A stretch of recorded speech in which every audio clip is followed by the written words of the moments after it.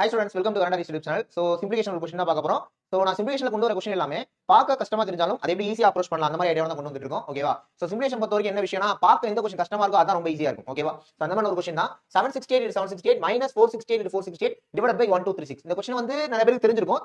தெரியாதவங்க நல்லா கவனிச்சுக்கோங்க. என்னன்னா இந்த 768 நம்ம என்ன வச்சுக்கலாம் a அப்படின்னு வச்சுக்கலாம். 468 b அப்படின்னு வச்சுக்கலாம். அப்போ a into a அது a ஸ்கொயரா b into b னா b ஸ்கொயரா அப்ப மேல a square minus b square அப்படின்றது தானே இருக்குன்னு அர்த்தம். a ஸ்கொயர் minus b ஸ்கொயர்க்கான ஃபார்முலா என்னது? a plus b dA minus b தானே. அப்ப மேல a plus b dA minus b வரும். அப்ப 768 plus 468 அதுக்கு அப்புறமா 768 minus 468 இந்த மாதிரி மேல வந்திருக்கும். ஓகேவா? a plus b into a minus b. கீழ என்ன இருக்குன்னா 1236 இருக்கு. இப்போ என்னன்னா இந்த வேல்யூ 1236 இதுவும் 1236 ஆட் பண்ணிக்கலாம். ரெண்டு கேன்சல் ஆயிடும். கேன்சல் ஆயிட்டா ரிமைனிங் இருக்கக்கூடிய 768 minus 468 தான் நமக்கான ஆன்சர். சோ மைனஸ் பண்ணீங்கன்னா 300 கிடைச்சிருக்கும். அப்ப இதுக்கான ஆன்சர் 300. இதே மாதிரி சிம்பிளிஃபிகேஷன்ல பார்க்க கஷ்டமா இருந்து ஈஸியா சால்வ் பண்ணக்கூடிய क्वेश्चंस அடுத்து பார்க்க போறோம். தொடர்ந்து நம்ம சேனல் பாருங்க, டெஃபினட்டா உங்களுக்கு ஹெல்ப்ஃபுல்லா இருக்கும். நெக்ஸ்ட் வீடியோல பார்க்கலாம். Thank you.